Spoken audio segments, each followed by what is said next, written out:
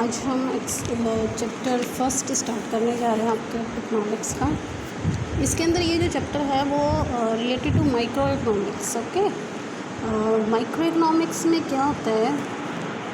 Economics micro economics के according हम क्या कहते हैं, economics is a social science. Social मतलब सामाजिक साइंस, विज्ञान है। कंसर्न किसके साथ कंसर्न करता है? With the employment of societies scarce resources. Scarce resources मतलब कि जो कि लिमिटेड रिसोर्सेज होते हैं उनके लिए, ठीक है। जैसे ये देखिए scarce resources,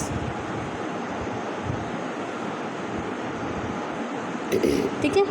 limited resourcing having alternative uses, मतलब कि अल्टरनेटिव यूजेस भी हो। स्केर्स मतलब कि जो हमारे पास लिमिटेड में हो, और अल्टरनेटिव यूज़ भी हो कि उस लिमिटेड चीज़ से हमें अल्टरनेटिव यूज़ करना है, वो भी हो। To produce goods and services according to, हम इकोनॉमिक्स कहते हैं कि ऐसी जो प्रोसेस है जिसके अंदर कि हम लिमिटेड जो सोर्सेस होते हैं उससे अनलिमिटेड जो हमारी वांट्स होती हैं, यूजेस होते हैं, उनको सेटिस्फाई करना। ओके, अब देखिए जो हमारे इसमें बुक में बोल रखा है उसके अकॉर्डिंग क्या होता है इकोनॉमिक्स। मेन तो नॉर्मल ये हम बोलते हैं।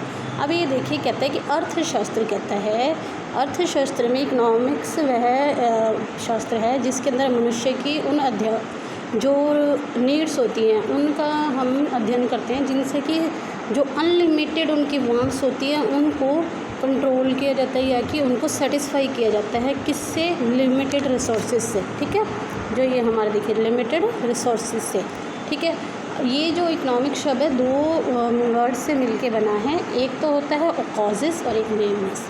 नेमिन, अकोज का मतलब क्या होता है? घरेलू, ठीक है। नेमिन मतलब प्रबंध, मतलब इसका क्या हो गया?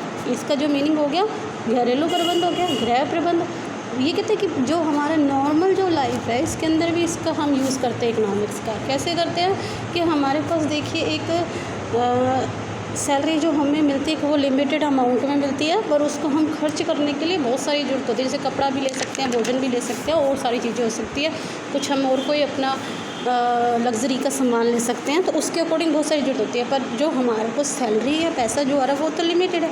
इसी को जब कोई चीज़ लिमिटेशन में होती है, अगर अर्थ लिमिटेशन में मतलब धन लिमिटेशन में लिमिट में है, तो जब उसको हम सेटिस्फाई करेंगे, उससे हमें अपनी जो आवश्यकता है उसको सेटिस्फाई करनी है, तो उसके लिए हमें इकोनॉमिक्स की ज़रूरत पड़ेगी। तो यही चीज़ इसके अंदर बताई गई है। देखिए मतलब कि अर्थशास्त्र वह सामाजिक विज्ञान है जिसका संबंध समाज के द्वारा वस्तु और सेवाओं के उत्पादन के लिए दुर्लभ, मतलब कि जो स्केयर है लिमिटेड है, उनका वैकल्पिक प्रयोग, अल्टरनेटिव यूज़ करने के लिए हमें साधनों का प्रयोग किया जाता है, ठीक है बच्चों।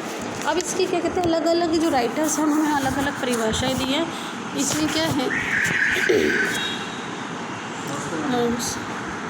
जैसे कि हमारे एडम स्मिथ आते हैं, उन्होंने क्या परिभाषा दी है? एडम स्मिथ के अकॉर्डिंग ये परिभाषा दी है। देखिए एडम स्मिथ ने दी है इसके अकॉर्डिंग परिभाषा। ये क्या कहते हैं कि an inquiry into the nature and causes of wealth of nation. ये देखिए जो धन संबंधी जो मतलब कि वेल्थ रिलेटेड डेफिनेशन थी एडम स्मिथ ने दी थी 1776 में। इन्होंने अपनी एक बुक पब्लिश की थी जिसका नाम था an inquiry into the nature and causes of wealth of nation, ठीक है। इसमें अर्थशास्त्र को राष्ट्र के धन की प्रकृति के कारण और खोज, ठीक है। ये क्या कहते हैं कि अर्थशास्त्र के अध्ययन से पता चलता है कि धन क्या है, धन की मात्रा को कैसे मतलब कि हम नियंत्रित कर सकते हैं, बढ़ा सकते हैं, ठीक है।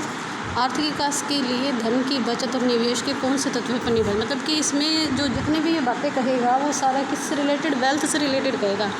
इसमें सोशल जो हमारा जस्टिस वगैरह होते हैं, सामाजिक जो दायित्व होते हैं उनकी तरफ ध्यान नहीं दिया जाता। यही इसकी आलोचना बनती है आगे चल के। इसी से रिलेटेड 2 या 3 नंबर में इसका क्वेश्चन आ जाता है, ठीक है बच्चों पेपर में, तो ध्यान से करना है इसको। नेक्स्ट देखिए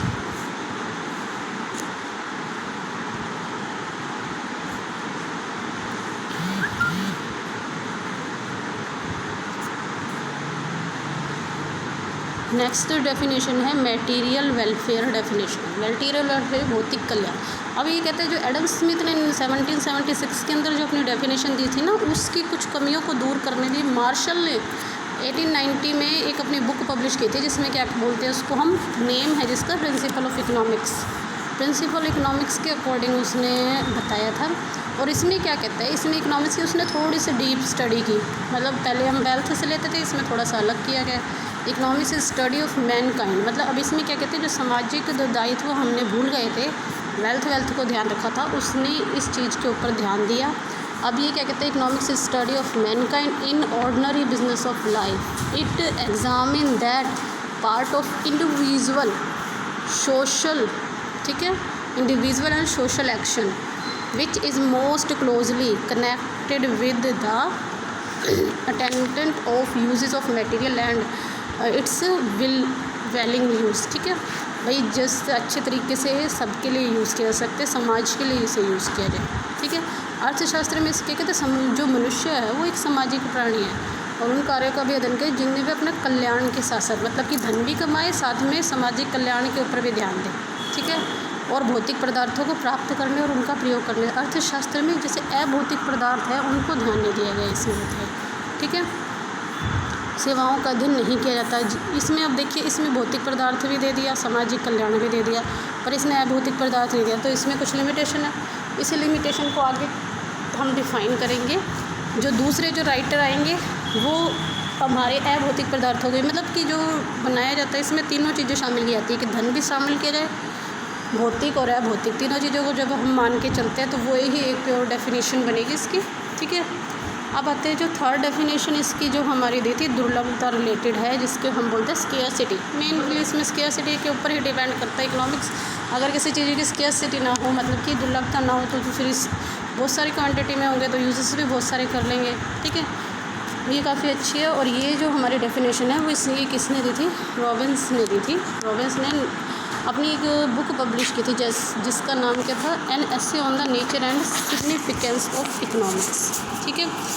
ये क्या कहते हैं, इन्होंने दुर्लभता को भी यूज़ कर लिया। इन्होंने क्या कहा, economics is a science that study human behaviour as a relationship between ends and scarce mean which have alternative uses. इसका मतलब क्या है, अर्थशास्त्र वह विज्ञान है जो विभिन्न उपयोगों वाले सीमित साधनों, मतलब कि लिमिटेड स्केयर जो मटेरियल होते हैं तथा उद्देश्यों से संबंध रखने वाले मानव व्यवहार का क्या करता है, अध्ययन करता है, ठीक है।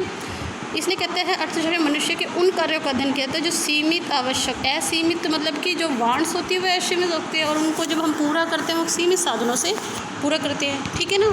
इसके इस प्रकार ये कहते हैं अर्थशास्त्र के अंदर असीमित आवश्यकताओं को पूरा करना, ठीक है। जब आप इस क्वेश्चन को इसके आंसर को लिखोगे ना, जैसे ये पार्ट है तो यहाँ ए पार्ट लिख दिया, असीमित आवश्यकताएं पूरा करना, ठीक है ना, अनलिमिटेड जो वांट्स है उनको पूरा करना और अल्टरनेटिव यूजेस के बारे में बताना, ठीक है। वैकल्पिक प्रयोग और चुनाव, तीन चीज़ों का अध्ययन किया था।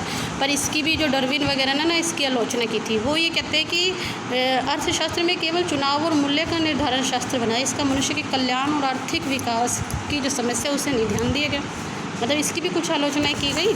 फिर उसके बाद जो फोर्थ डेफिनेशन आई, इसमें कुछ और अलग चीज़ें बताई गई।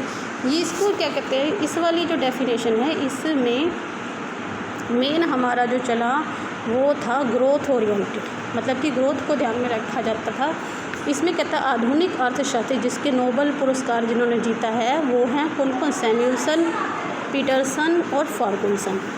ये कहता है अर्थशास्त्र वह शास्त्र है जिसमें मनुष्य के उन कार्यों का अध्ययन किया जाता है जो वे अधिकतम, मतलब कि मैक्सिमम वांट्स को सेटिस्फाई कर सकते हैं जिसके द्वारा, ठीक है, सीमित साधनों के उचित प्रयोग से करते हैं। अब ये कहते हैं इसने सारी चीज़ कर दी, साधनों, सीमित साधनों का उचित प्रयोग करके अपनी अधिक से अधिक जो वांट्स होती हैं उनको सेटिस्फाई करना, सारी चीज़ें, ठीक है। इन अर्थशास्त्री अपनी परिभाषा में मार्शल रॉबिन्स की देखो जो भी अच्छी अगर कोई डेफिनेशन बनाते हैं उसके अंदर चाहे कोई हमारा कॉम्पिटिटिव हो उसकी भी अच्छी से अच्छी हम चीज़ों को शामिल करने की कोशिश करेंगे। जैसे अभी भारत ने जब अपना संविधान बनाया था तो उन्होंने कुछ चीज़ें इंग्लैंड से भी ली थी, विरोधी थे पर मतलब हमने देश को आज़ाद उनसे करवाया, पर उनकी जो अच्छी चीज़ें थी उनको भी हमने ग्रहण किया। तो इसमें यही है, उन्होंने विरोध किया दूसरों की डेफिनेशन का, पर उनकी जो अच्छी चीज़ें थी उनको लिया।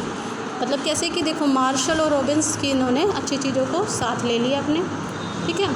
उसके बाद ये क्या कहते हैं, और उनके अनुसार अर्थशास्त्र का संबंध सीमित साधनों के कुशलतम बंटवारे और उपयोग से, जिसके फलस्वरूप जो हमारा इकोनॉमिक ग्रोथ है उसको बढ़ा सके, साथ साथ में प्लस में भाई सामाजिक कल्याण भी कर सकें, दोनों चीज़, विकास की दर को बढ़ाना और सामाजिक कल्याण करना। ठीक है, अब ये कहते हैं कि इसमें अकॉर्डिंग हो गया। अब ये कहते हैं अर्थशास्त्र मानव व्यवहार का विज्ञान है। अब देखिए ये इकोनॉमिक्स को डिफाइन करने के लिए ग्राफ बहुत अच्छा है। आवश्यकताएं क्या होती है? असीमित। ठीक है, साधन क्या होते हैं? सीमित, और इनके प्रयोग भी बहुत सारे होते हैं। ठीक है, और इनमें से चयन किसका किया जाता है? जो सबसे ज़्यादा ज़रूरी होती है, बेसिक। ठीक है, अधिकतम संतुष्टि। जैसे अब लॉकडाउन ही ले लीजिए, अब ये कहते हैं कि दुकानें तो सारी खुलनी चाहिए मार्केट में, पर को सरकार कौन सी खोलती है? जो ज़्यादा बेसिक नीड्स की होती है, जैसे कि किराने वगैरह की, सब्जी की, मेडिकल स्टोर्स, उनको ही ज़्यादा अलाउड किया गया था ना। तो वही चीज़ इसमें हम अपनाते हैं। ठीक है ना बच्चों, आगे देखिए जो अगला हमारा पॉइंट आता है वो किस चीज़ से रिलेटेड? अर्थशास्त्र में दो, देखो अभी माइक्रो इकोनॉमिक्स और मैक्रो इकोनॉमिक्स से रिलेटेड है। माइक्रो इकोनॉमिक्स में से माइक्रो मतलब कि व्यष्टि, जिसमें कि एक वस्तु, एक चीज़, एक राष्ट्र, एक देश, उन सब के बारे में जब चीज़ों का अध्ययन किया जाता है किससे रिलेटेड, तब उसे क्या बोलते हैं? माइक्रो। मैक्रो में हम जैसे एक देश है, उसमें एक प्रोडक्ट, पूरे राज्य, सभी राज्यों का जब हम इंक्लूड करते हैं, एनालाइज करते हैं, उनकी समस्याओं का अध्ययन करते हैं, तो वो किसके अंदर आ जाएगा? मैक्रो के अंदर आ जाएगा। ठीक है, माइक्रो और मैक्रो। ठीक है ना, अब आते हैं इसके बाद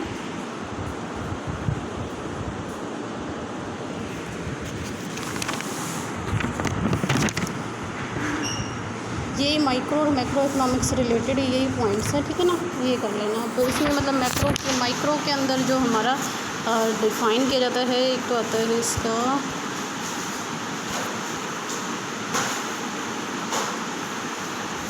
मार्केट डिमांड, वो है माइक्रो के अंदर इंक्लूड की जाती है।